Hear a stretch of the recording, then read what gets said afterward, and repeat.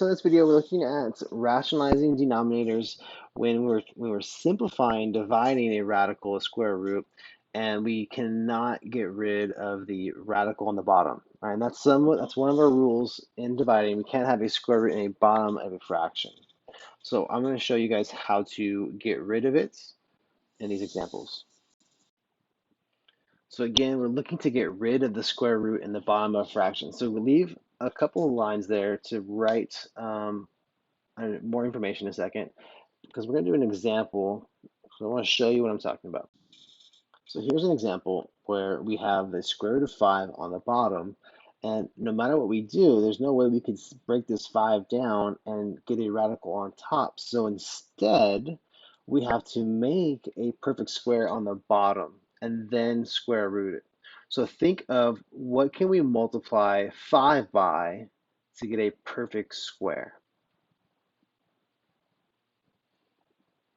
All right, hopefully you said 5, right? If I am looking here at the square root of 5 and I multiply by the square root of 5, what am I going to get?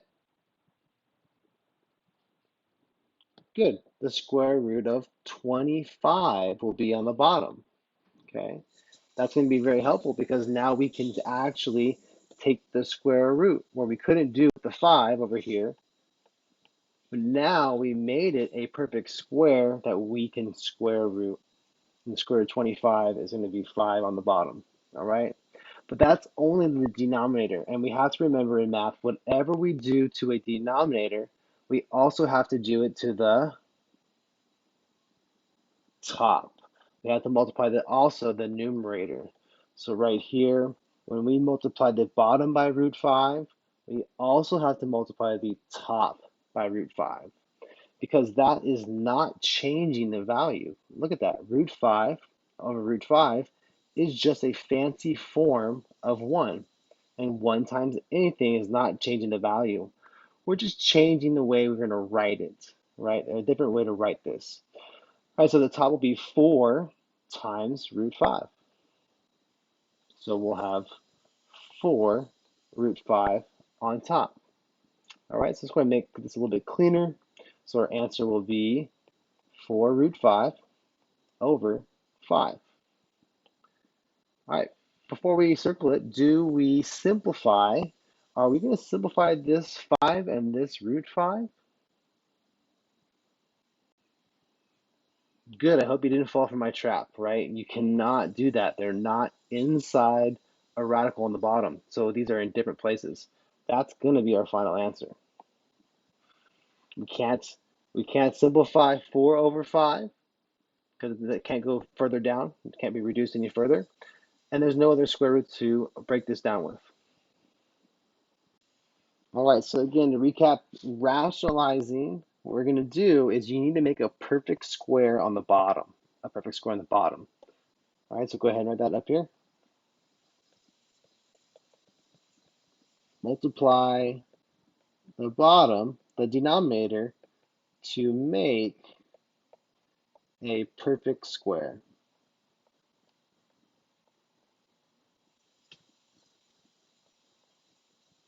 Okay, and you do that so that way you can square root it. Again, you're multiplying the bottom to make a perfect square. And that way you could square root it, like we did here. Root 5 times root 5 made the square root of 25, and that's a perfect square. And so 5 comes on the outside.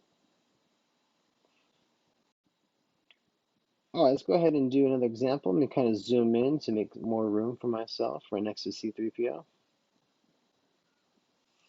All right, so example 2. All right, so let's look at this, another kind of simple one here. We'll have 10 over the square root of 8. All right, so we're looking at that one. We might think, uh-oh, I could simplify this and I might be able to get rid of the square root. Okay, so you can do that. You can simplify it. Or you could go ahead and jump straight into rationalizing. Okay, because if you try to simplify this, you would end up with 4 times root 2, and that would not give you what I'm sorry, it would leave you with a radical on the bottom. So instead of trying to simplify it, we need to multiply it to make a perfect square. All right, so what can I multiply it by? what do we do up here, right? We use the exact same number. That will always work. If you multiply something by itself, it's gonna make a perfect square. So let's go ahead and use root 8.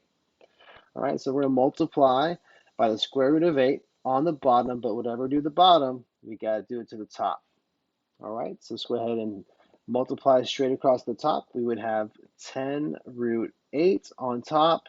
On the bottom, we would have the square root of 64. Now we can take the square root of 64 and we get an 8 on the outside. Okay, what's really neat, if you use the same number, you're going to kind of break free that number out of the radical, right? Root 5 times root 5 left me with 5 on the outside on the bottom here. Same thing, root 8 times root 8 left me with 8 on the outside. We're not done yet though. Got to look to simplify. So on the outside, we do have 10 and 8. We can simplify 10 and 8 with what number? What number will reduce both 10 and 8? Good, 2. So divide both by 2. So that becomes a 5. That becomes a 4. And to clean up my answer here, that's going to be equal to 5 root 8 over 4. But am I done? Again, good job. No, right? Hopefully you see the square root of 8 can be simplified. Remember, we could break root 8 up. So we go ahead and simplify root 8. Root 8 becomes root 4 times root 2. And we're going to square root 4 to break out 2 on the outside. Now let's clean up our answer here.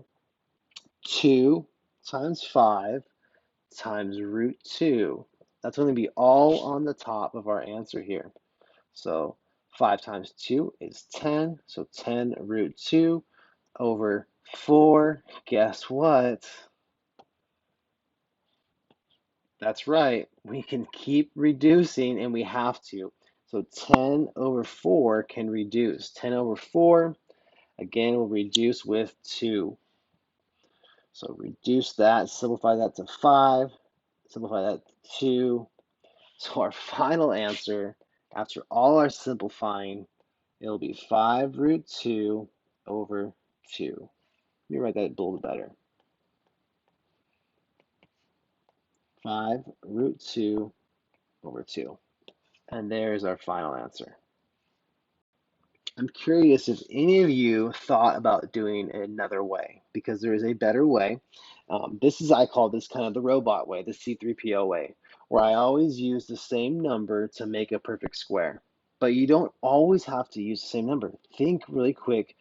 What else could you multiply 8 by to equal one of our perfect square numbers? Our perfect square numbers are 4, 9, 16. 16. What can you multiply 8 by to make it 16? 2. Very good. Hopefully you said 2. All right. So I could do this problem another way and get to that answer a lot faster. Watch. So 10 over the square root of 8. All right. So instead of multiplying by the square root of 8 again, I'm using 2. Right? Because we just said 8 times 2 would make a perfect square on the bottom. And that perfect square would be 16. All right, up top we would have 10 root 2. 10 root 2 on top. All right, now we square root the bottom. The square root of 16 is 4.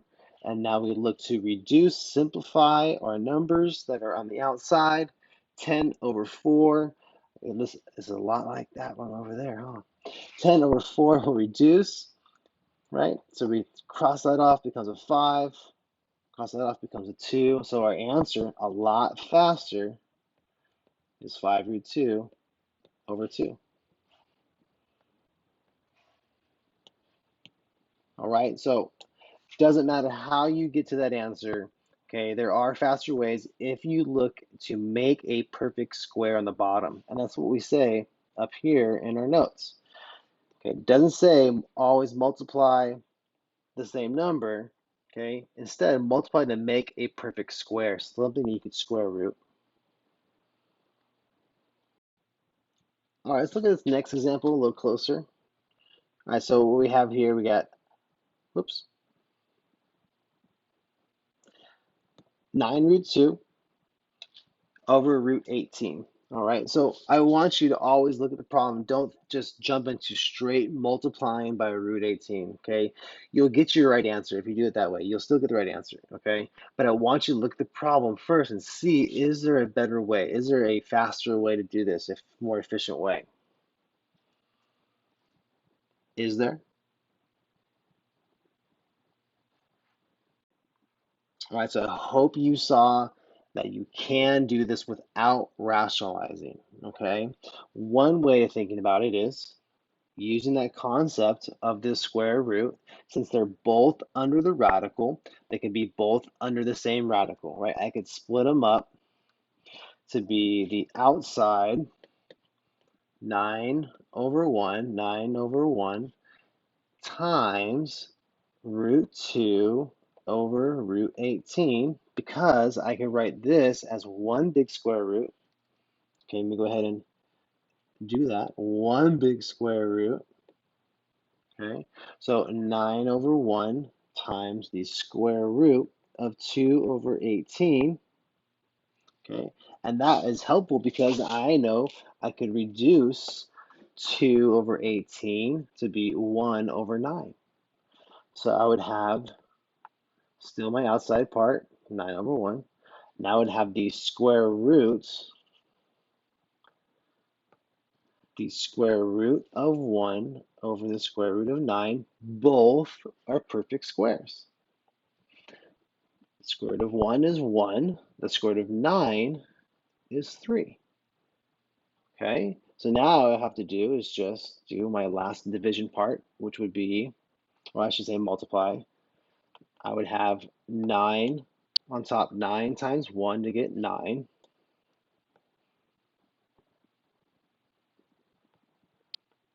On the bottom, 1 times 3 to get 3.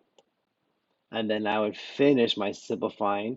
9 over 3, 9 divided by 3 is my favorite number, 3. Okay.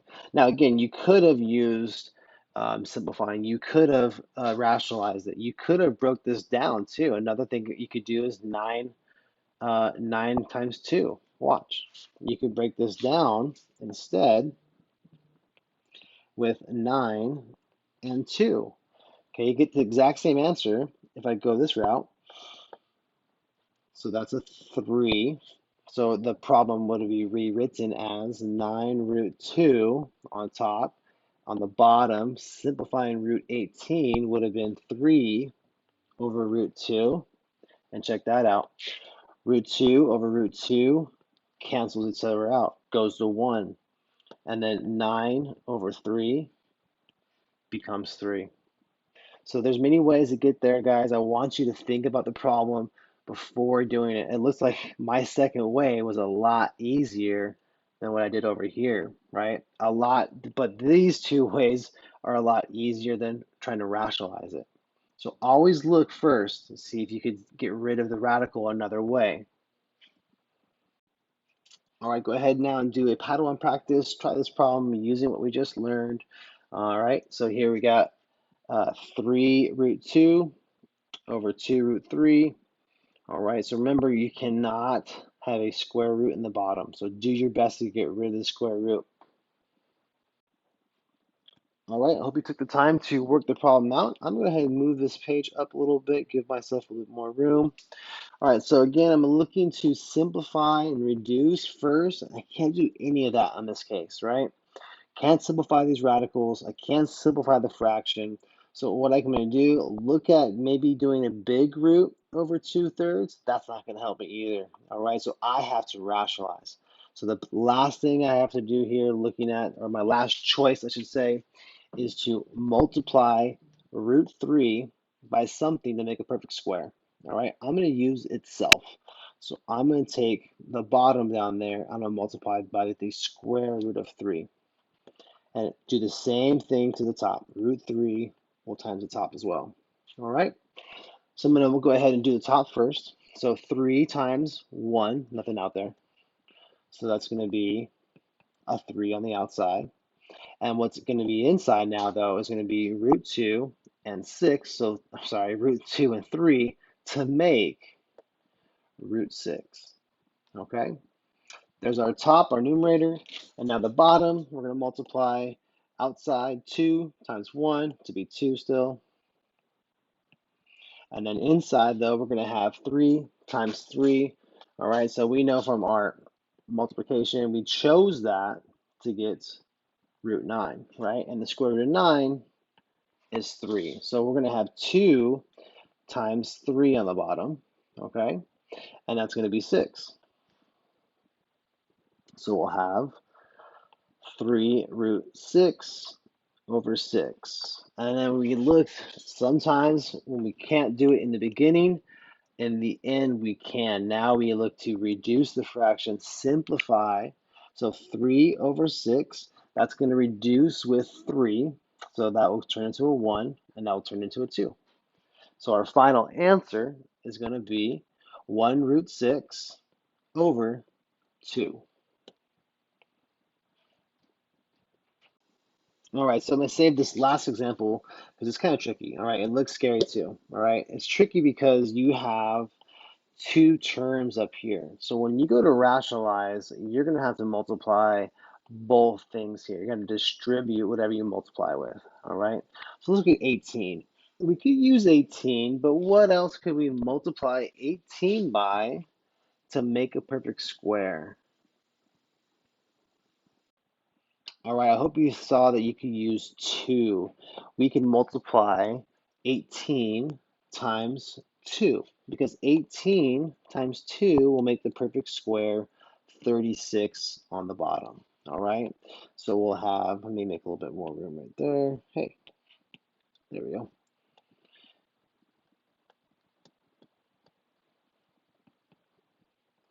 There's our fraction, there's our fraction.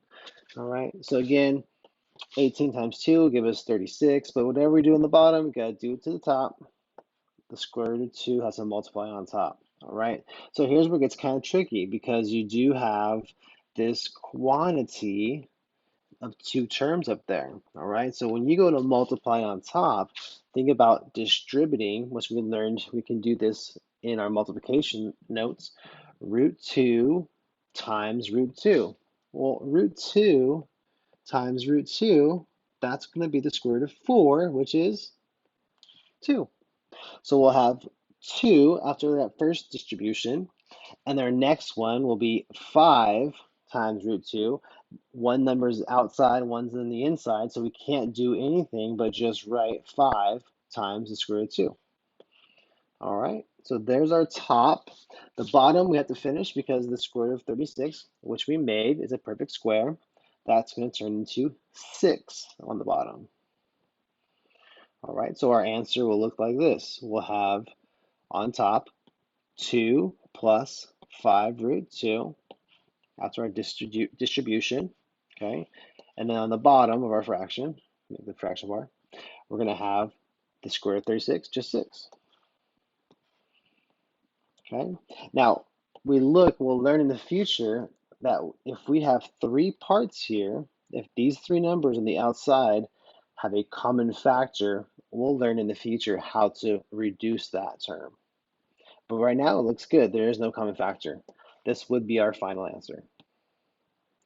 All right, may the math be with you.